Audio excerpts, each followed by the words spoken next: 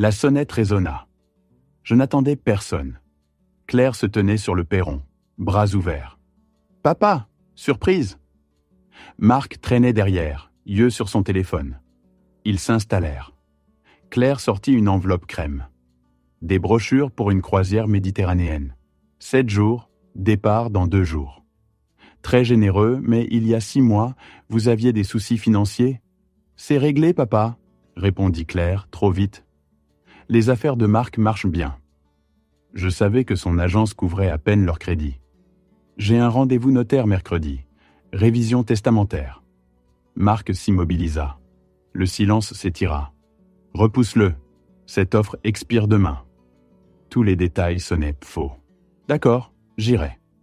En les raccompagnant, Marc observa ma maison avec une expression indéchiffrable. Son regard balaya fenêtre, balcon, aménagement. Mes instincts d'enquêteur réagirent. Dans mon bureau, je notais tout dans mon carnet. J'écrivis « Ils ont besoin que je sois sur ce bateau. » Pourquoi ? Samedi matin, terminal de Marseille. Marc était au téléphone, épaules tendues. L'appel se termina brusquement quand il me vit. Cabines au Pont-Neuf. La mienne, 914, avec balcon. Je testais la rambarde, solide, mais porte coulissante trop facile. Cabine voisine, inoccupée. Isolement. Marc apparut. Sacrée hauteur, j'espère que tu prendras l'air frais. Quelque chose dans sa formulation semblait répéter. Pendant l'exercice de sécurité, Marc s'éclipsa. Je le suivis. Au pont 11, téléphone à l'oreille. Tout est réglé pour lundi soir. Elle est engagée. Il se retourna. Nos regards se croisèrent. Compagnie d'assurance, dit-il. Lundi soir. 2 jours. Au dîner, Marc interrogea. Statut de ton testament ? Qui hérite ? C'est confidentiel. On est en famille. Claire hérite, évidemment. À ton âge, ces choses devraient être finalisées, insista-t-il. Dans ma cabine, je notais tout. Vers 23h, je sortis. Marc et Claire se tenaient près de ma rambarde. Marc gesticulait vers l'eau noire. Claire hochait la tête. Je m'approchai. Ils se figèrent. Impossible de dormir. Ils partirent. Je restai, étudiant la chute. Lundi soir. 2 jours. Dans ma cabine, je calai une chaise contre le balcon. Le sommeil ne vint jamais. À 7h, pont-promenade. Inspecteur Moreau ? L'homme en uniforme blanc, capitaine du bois, Marcus. 15 ans depuis notre dernière rencontre. Il s'approcha, voix basse. « Léo, tu dois quitter ce navire. Ton gendre planifie. » Marc apparut en jogging. Suspicion immédiate. Marcus partit brusquement. Marc ne me croyait pas. Après-midi, piscine. Marc éleva la voix. Histoire terrible l'an dernier. Passager par-dessus bord la nuit. Ivre, regardez les étoiles. Dans l'eau. Le navire te laisse derrière. Répétition. Marc établissait le récit pour témoin. Claire restait rigide, silencieuse. 23h17. Marcus dans ma cabine, visage pâle. Je risque tout, mais je ne peux pas laisser ça arriver. Dimanche matin, 2h, j'étais sur la passerelle. J'ai entendu ta fille et Marc. Sa voix se brisa. Marc disait « Lundi soir serait mieux. Le dîner formel. On s'assure qu'ils boivent. Vin, digestif, puis le pont pour l'air frais. Photo des étoiles. » Ma voix resta calme. Ensuite, il a dit « Je le pousse pendant qu'elle le distrait. Rapide. On crie, mais trop tard. L'océan est grand. » Marcus avala difficilement. Elle a demandé combien de temps avant que l'assurance paie. Elle participe activement. Pourquoi me le dire ? Tu m'as donné ma chance il y a 15 ans. Maintenant c'est mon tour. Je ne peux pas laisser un homme mourir. Si tu meurs demain, je suis complice. Que suggères-tu ? Te faire descendre avant demain soir. Transfert médical. Urgence. Je pensais à Claire enfant, à Marc, à demain soir. Oui. 2h57. Le médecin entra. Docteur Patel, on vous transfère au Nordic Star. Marcus à 4h10. Le Nordic Star est en position. Transfert en vedette. Nordic Star, industriel, battu. Capitaine Brennan. Marcus ne ment pas. On accoste à Nassau à 14 heures. Je restais à la rambarde, regardant le Mediterranean Pearl disparaître. À l'aube, j'écrivis « Preuve nécessaire ». Témoignage Marcus. Positionnement cabine. Puis un mot souligné 2 fois. Nassau. Téléphone satellite. Harriet Moreau, avocate maritime. Ma fille et mon gendre ont tenté de m'assassiner. Je lui donnai les faits.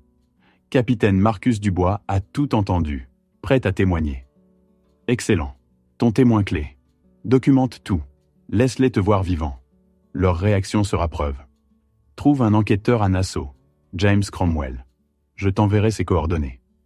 Nassau, café avec Cromwell. Harriet a mentionné un complot de meurtre. Je lui expliquai. Tu veux surveillance? Enregistrer leurs réactions? Risqué. Ils réessayeront de toute façon. 2000 €. Caméra dans ta cabine, flux crypté. 13 heures. Mon téléphone vibra. J'ouvris l'app, ma cabine en direct. Marc entra, fouillant. Claire lut ma note. Très malade, transféré. On se retrouve à Nassau. Ce vieux renard, grogna Marc. Le plan a échoué. Qu'est-ce qu'on fait? Marc marcha nerveusement. Nassau marche mieux. Vol qui tourne mal. Les touristes meurent, ça arrive. Marc, non. Abandonner l'argent? Après 3 mois de préparation? Il agrippa ses épaules. Si on ne le fait pas, on perd tout. Je cataloguais chaque mot. Mon téléphone sonna. Harriet. Il y a 3 mois, police d'assurance vie sur toi. 500 000 €, signature contrefaite. L'agent d'assurance, Marc Dubois. Maritime Benefits Insurance. Il a utilisé sa position. Approbation accélérée. Claire bénéficiaire. Ce n'est pas du désespoir, Léo. C'est un meurtre prémédité pour gain financier. Cromwell ferma son laptop. Tu as assez pour poursuite. Fraude, conspiration, tentative de meurtre. Pas encore. Je veux certitude absolue. Ils préparent une autre tentative à Nassau. C'est dangereux. Dans des espaces publics avec des témoins, ils ne risqueront rien. Je vérifiais ma montre. Le Mediterranean Pearl accoste dans 45 minutes. D'ailleurs, j'en ai fini de me cacher. Il est temps qu'ils comprennent à qui ils ont affaire. Cromwell m'étudia avec curiosité professionnelle. Tu vas les attendre sur le quai? Je veux voir leur visage quand ils réaliseront que je suis vivant et en forme. Stratégie audacieuse? Pourrait mal tourner? Alors je m'adapterai, comme eux. Nous rejoignîmes le terminal de croisière. Le Mediterranean Pearl manœuvra lentement, procédure d'accostage se déroulant avec efficacité. Je me positionnais où il me verrait immédiatement. Cromwell trouva position 20 mètres plus loin, appareil photo touristique prêt. La passerelle s'étendit. Les passagers commencèrent à descendre. Je scannais les visages. Puis je les vis. La robe soleil vive de Claire, Marc à côté d'elle en chemise décontractée et lunettes de soleil. Ils avançaient lentement, scrutant le quai. Ils ne m'avaient pas encore vu. Je fis un pas en avant, levai la main. Claire, Marc, par ici. Claire se tourna. Son visage se vida de toutes couleurs. Le moment figé s'étira. Sa bouche s'ouvrit. Aucun son n'émergea. Sa main jaillit, agrippant l'avant-bras de Marc avec force visible. Marc suivit son regard. Son corps se raidit, mâchoire se serrant visiblement. Je maintins ma position, expression agréable fixée, main toujours levée. À 20 mètres, l'appareil photo de Cromwell capturait tout. Le moment se brisa. Claire bougea la première, jambe la portant à travers une réponse automatique. Son étreinte sembla étreindre un mannequin. Tout sangle raide et résistance tremblante. « Papa !» Sa voix se brisa. « On pensait... Ta note disait que tu étais malade. » Récupérée magnifiquement. Je la tins à bout de bras, étudiant son visage. Le médecin sur le Nordic Star était excellent, ancien urgentiste, m'a traité comme son propre père. Marc approcha plus lentement, main tendue plutôt qu'embrassade. « Tu as récupéré remarquablement vite. » Je lui serrai la main fermement, tenant son regard à travers les lunettes. « La médecine moderne fait des merveilles. N'es-tu pas content de me voir ?» Bien sûr. Les mots sortirent mécaniques. On était inquiet. Pas besoin d'inquiétude maintenant. Je suis parfaitement sain. Je lâchai sa main. On déjeune? J'ai exploré en vous attendant, trouvé un excellent restaurant de fruits de mer. Il n'avait pas le choix. Trop de témoins, trop public, trop lumineux avec le soleil des Caraïbes et les caméras touristiques. Au déjeuner, je maintins une conversation joyeuse. Marc toucha à peine sa nourriture. Claire poussa du riz autour de son assiette. Au café, je lâchai mon annonce. J'ai acheté 3 billets pour le voyage retour du Mediterranean Pearl vers Marseille. Départ vendredi matin. La tasse de Marc s'arrêta à mi-chemin de ses lèvres. Ce n'est pas nécessaire. On peut prendre l'avion. Absurde. On est venu par bateau. On rentre par bateau. Je souris à Claire. Les vacances en famille ne sont pas complètes tant qu'on n'est pas tous rentrés ensemble, pas vrai? Elle déglutit difficilement. Oui, bien sûr, papa. Merveilleux, c'est réglé. Je signalai l'addition. On a 3 jours pour profiter de Nassau correctement. Cable Beach cet après-midi. Les 72 heures suivantes, j'orchestrais chaque moment. Mardi matin. Visite du marché de paille. J'insistais pour acheter des chapeaux de soleil assortis et nous photographier les portants. Mardi après-midi à Cable Beach, selfie sans fin. Claire et Marc près, moi entre eux, tous plissant les yeux au soleil avec des sourires n'atteignant personne. Marc tenta plusieurs fois de créer l'isolement. Excursion en bateau tôt demain matin? Juste nous 3? Trop fatigué. Je déflectais facilement. Cette intoxication alimentaire m'a vraiment épuisé. Je préfère rester près des installations médicales au cas où. Promenade nocturne sur la plage? Ces vieux genoux ne vont pas bien sur le sable et l'obscurité. Restons aux visites de groupe en journée. Mercredi, architecture coloniale, Fort Fincastle, escalier de la Reine, Government House. Je les photographiais à chaque endroit. Rapprochez-vous, souriez comme si vous vous amusiez. C'est pour les albums souvenirs. Leurs sourires devinrent de plus en plus cassants. Claire développa l'habitude nerveuse de se ronger les ongles jusqu'au sang. Marc perdait patience visiblement, coupant Claire en plein milieu de phrase, vérifiant son téléphone obsessionnellement. Je captais des fragments de leur dispute chuchotée. Mercredi soir, dans une ruelle entre boutiques, il sait quelque chose, siffla Marc. Il doit savoir. Comment pourrait-il? La voix de Claire portait le désespoir. On a été prudent. Ce transfert, le timing, c'est trop commode. Mais j'apparaissais toujours avant qu'il puisse stratégiser davantage. Jeudi soir, notre dernière soirée avant l'embarquement. J'insistais pour dîner dans un restaurant portuaire avec terrasse extérieure. Le Mediterranean Pearl était visible au loin, illuminé contre l'obscurité. Au dessert, je posais mon verre d'eau. Je n'avais pas touché à l'alcool, à la frustration évidente de Marc. Je veux vous remercier tous les deux. Ce voyage a tout signifié pour moi, malgré la frayeur sanitaire. La famille est ce qui compte le plus. Je levai mon verre. À la famille. Marc et Claire levèrent leur verre à contre-cœur. Le toast sembla une accusation enveloppée de sincérité. Vendredi matin, nous embarquâmes sur le Mediterranean Pearl pour le voyage retour. J'avais arrangé des logements différents. 3 cabines intérieures le long d'un couloir central, entourées d'autres passagers. Pas de balcon extérieur, pas de point d'accès isolé. Quand Marc questionna ceci, j'expliquai avec innocence pratiquée. Après cette expérience d'intoxication alimentaire, je voulais être plus proche d'autres personnes. Me sentais plus en sécurité entouré d'activités plutôt qu'isolé. Ses yeux se rétrécirent derrière les lunettes. Plus en sécurité contre quoi? D'être seul si je retombais malade, évidemment. Je souris. Pourquoi? Tu pensais à quoi? Il ne répondit pas, se détourna simplement pour examiner sa cabine. Le navire quitta Nassau à midi. 3 jours en mer nous attendaient, puis Marseille. Mon téléphone vibra. Texto d'Ariet. Dossier de preuves complet. Documentation fraude assurance. Signature contrefaite. Déclaration témoin. Capitaine Dubois. Enregistrement surveillance Nassau. Prêt à procéder quand tu veux. Je rangeais le téléphone, me détournais des fenêtres vers l'intérieur du navire. 3 jours en mer. Puis, les vraies conséquences commenceraient. En passant devant Marc vers la salle à manger, sa voix m'arrêta, basse, à peine audible. « Profite du dîner, Léo. pendant que tu le peux encore. » Je ne me retournai pas, ne réagis pas.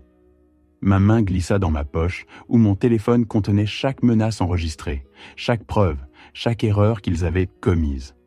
3 jours en mer. Puis ils comprendraient exactement ce qu'ils avaient tenté de détruire. Le parking du terminal de croisière de Marseille était un chaos organisé. Je me tenais près de ma voiture, clé en main, regardant Marc et Claire approcher à travers la foule. « Merci pour la croisière. » Je tirai Claire dans une étreinte, sentis son corps se raidir. Malgré tout, c'était mémorable. Marc tendit la main plutôt qu'embrasser. Sa poigne fut brève, doigt froid. « Faisons-le à nouveau un jour, » offrit Claire, voix creuse. « En fait, retrouvons-nous bientôt. » Je gardai mon ton décontracté. J'aimerais discuter de certaines affaires familiales. Les yeux de Marc s'aiguisèrent. « Quel genre d'affaires ?»« Et mieux discuter à la maison. Je vous appellerai. » Je souris chaleureusement, agitai la main alors qu'ils marchaient vers leur véhicule. Mais je ne partis pas vers le nord, vers Marseille. Je roulais vers le centre-ville. Le cabinet d'Harriet Moreau occupait le 10e étage d'une tour de verre avec vue sur la Méditerranée. Elle attendait, salle de conférence préparée, café préparé, grand moniteur affichant les fichiers que Cromwell avait transmis. Voyons ce qu'on a. Elle joua l'enregistrement de la cabine en premier. La voix de Marc émergea claire. Mettre en scène un vol à Nassau, les touristes meurent là-bas tout le temps. Consentement d'une seule partie ? Demandai-je. Ta cabine, ta sécurité ? Complètement admissible. Elle passa au document d'assurance. Ma signature sur la demande de police ressemblait à ma vraie signature, mais les points de pression étaient faux, le rythme décalé. Compare-la à tes papiers de retraite de la garde côtière. Harriet les plaça côte à côte. Tu vois la différence dans le L majuscule ? Le tien a une boucle distincte. La contrefaçon n'en a pas. Vint ensuite les séquences vidéo du bateau de croisière. L'horodatage montrait dimanche 18 août, 18h. Marc se tenait à la rambarde du balcon, testant sa hauteur, regardant l'eau en bas. Méthodiquement. Conspiration pour commettre un meurtre. Harriet énuméra les charges. Tentative de meurtre basée sur le témoignage du capitaine Dubois. Fraude à l'assurance. Combiné, on regarde 25 à 30 ans. On pourrait aller à la police aujourd'hui ? Dis-je. Absolument. Elle attendit, observant mon visage. Mais tu ne veux pas. Je les ai suspectés. J'expliquais. Les inviter. Annoncer que je change mon testament tout au fond des vétérans de la garde côtière. Si leur motif est vraiment financier, ils réagiront désespérément. Je veux qu'ils engagent quelqu'un. Je veux une preuve absolue d'intention. Tu t'utilises comme appât. J'ai été l'appât depuis qu'ils ont réservé cette croisière. La différence maintenant, c'est que je contrôle l'environnement. J'ai des preuves existantes et j'aurai les forces de l'ordre prêtes à intervenir. Harriet m'étudia longuement. Puis, elle ouvrit son laptop. Si on fait ça, on le fait correctement. En fin d'après-midi, nous avions tout arrangé.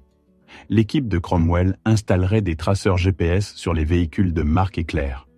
Plus critique, Harriet contacta la juge Patricia Lefebvre, expliqua la situation, demanda autorisation d'écoute d'urgence. 30 minutes plus tard, autorisation accordée. 72 heures à partir de maintenant. Utilisez-la sagement.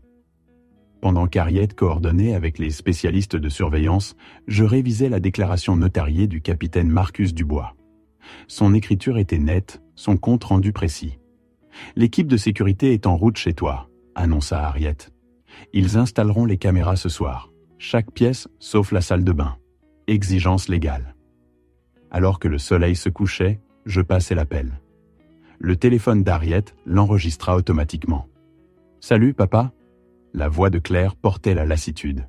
« Claire, j'aimerais que toi et Marc passiez demain soir, 18h. Il y a quelque chose d'important qu'on doit discuter en famille. » Longue pause. « C'est à propos de quoi ? » Planification successorale. J'ai pris des décisions que je veux partager avec vous deux. Autre pause. Plus longue. Demain soir, 18h. Je ferai de la limonade comme quand tu étais jeune. Après avoir raccroché, Harriet rejoint l'appel. Son hésitation était prononcée. Elle a peur. Elle devrait ? Le trajet retour prit près de 4 heures. J'arrivai chez moi près de minuit. L'équipe de sécurité avait terminé. Les caméras occupaient maintenant les coins, déguisées en composants de détecteurs de fumée, capteurs de thermostat. Dans mon salon, je visualisais la réunion de demain. Marc et Claire s'assieraient sur le canapé. Je prendrais mon fauteuil en cuir en face, maintenant la distance. À ma table de cuisine, j'ouvris le carnet que j'avais porté depuis le début de la croisière. J'écrivis une dernière entrée. 24 août. Phase 3 commence. Le piège est tendu. Lundi soir, 17h45. J'ajustais le pichet de limonade. Leur voiture tourna dans mon allée. En avance. Claire tenta une étreinte. Je sentis son tremblement. Marc garda ses mains dans ses poches. Ils s'installèrent. « Tu as dit que c'était important ?» dit Marc. « Oui. » Je posai mon verre. La croisière m'a donné le temps de réfléchir. Je change mon testament. Toute ma succession ira au fond des vétérans de la garde côtière. Le silence s'étira. « Quoi ?» La voix de Claire se brisa. Le visage de Marc s'assombrit. « Tu nous déshérites complètement. Vous êtes jeune, capable. Je rencontre mon notaire jeudi matin pour finaliser. » Jeudi. La voix de Marc était plate. Calcul. 3 jours. J'espère qu'avec le temps vous comprendrez. Marc se leva brusquement. On part. Il tira Claire par le bras, laissant des marques blanches. Au seuil, Marc se tourna. On t'entend très clairement, Léo. L'utilisation de mon prénom semblait délibérée. Très clairement. Mon téléphone vibra. Cromwell. Audio voiture actif. J'ouvris le lien crypté. La voix de Marc explosa. 800 000 euros. Parti à un foutu. Ses poings martelèrent le volant. Peut-être qu'on peut lui parler, sanglota Claire. Parler? Il fait ça délibérément. Il sait qu'on a besoin de cet argent. On ne laissera pas ça arriver. Vers 20h, alerte d'écoute. Transcription en direct. Marc. J'ai besoin d'un travail fait vite. Avant jeudi. Homme inconnu. Quel genre de travail? Marc. Homme âgé. Intrusion à domicile. Cambriolage qui tourne mal. Négociation. 18 000 euros. Mon adresse, 234 avenue des Palmiers. Avant jeudi midi. Le contact. Vinny. Mon gendre arrangeait mon meurtre comme on commande une réparation. J'appelais l'inspecteur Reyes. J'ai des preuves de conspiration pour meurtre, fraude à l'assurance, sollicitation de meurtre à gage, écoute autorisée par tribunal, surveillance du bateau de croisière, police contrefaite de 500 000 euros. Votre avocate? Harriet Moreau, droit maritime. Je connais Maître Moreau. Demain 8h, commissariat. Apportez tout. Lendemain matin, salle d'observation. Vinny Corderero, menottes, avocat commis d'office. Reyes entra. Discutons de votre situation. Je veux un accord, dit Vinny immédiatement. Conspiration pour meurtre, tentative, effraction. 25 ans minimum. Mais si vous coopérez pleinement contre Marc Dubois, qu'est-ce que vous voulez savoir? Comment vous avez rencontré Dubois? Casino Paradise Shores, 6 mois. Lundi soir, il a appelé. Tué son beau-père. 15 000 euros. Paiement? Centre commercial Bonneveine. Mardi 15h. 500 euros cash. Reyes montra les photos de surveillance. Marc et Vinny. Enveloppe. Horodatage. 14h47. Il transpirait. N'arrêtez pas de dire avant jeudi. Rendez-vous notaire, héritage. La dernière pièce en place. Reyes sortit. Il témoignera. Il nous donnera Marc Dubois emballé cadeau. Jeudi 6h, on frappe leur maison. Vous suivez, mais restez en retrait. Jeudi 5h45. Ma voiture, 2 rue de chez Marc et Claire. 6h exactement. 4 officiers. Reyes frappa. Police, ouvrez. Claire apparut. Peignoir, yeux plissés. Vit les badges. Couleur drainée, main à la bouche. Marc apparut, figé. Marc Dubois. Claire Moreau-Dubois. Vous êtes en état d'arrestation. Conspiration pour meurtre. Tentative de meurtre. Fraude à l'assurance. Sollicitation de meurtre à gage. Menottes cliquèrent. Claire me repéra. Papa, dis-leur que c'est faux. C'était Marc. Il m'a forcé. Je restais silencieux. J'avais entendu sa voix sur les enregistrements. Sa question sur l'assurance. Son accord au plan. Marc me vit. Tu nous as piégés. Dis quelque chose. Je ne répondis pas. Les preuves avaient déjà parlé. Véhicules séparés. Claire en pleurs. Marc criant silencieusement. Commissariat. Reyes présenta tout. Enregistrement cabine, écoute téléphonique, déclaration Vigny, surveillance centre commercial, police contrefaite, témoignage capitaine Marcus Dubois. Marc s'affaissa, tête dans les mains menottées. Charge formelle déposée. Conférence de presse. Audience caution. Marc, 250 000 €. Claire, 150 000. Ni l'un ni l'autre ne pouvait poster. Centre pénitentiaire de Marseille. 2 semaines plus tard. Bureau d'Ariette. Je signais le Nouveau Testament. Tout au fond des vétérans. 850 000 €. Cela ne laisse rien à ta fille, dit Ariette doucement. Elle a fait son choix. Maintenant, elle vit avec les conséquences. Tu es certain ? Complètement. Je retournai chez moi. Équipement de surveillance parti, pièce plus vide, à ma fenêtre. La Méditerranée, inchangée. Même vue, même soleil, même son de vagues. Mais tout le reste transformé. Ma fille en prison. Son mari face à des décennies. L'argent aiderait des vétérans, pas une famille ayant tenté de m'assassiner. Sur le manteau, photographie de Claire à 8 ans. Sourire édenté. Un jour à la plage avant que la vie ne devienne compliquée. Je la pris, la regardai une dernière fois, puis la posai face contre le bois. Certains ponts brûlés ne peuvent être reconstruits. La justice avait été rendue. Froide, complète, nécessaire. Pas la vengeance, juste la certitude que les conséquences étaient arrivées où elles appartenaient. Je fermais les stores et continuais à vivre, ce qui était plus que Marc et Claire n'avaient prévu pour moi.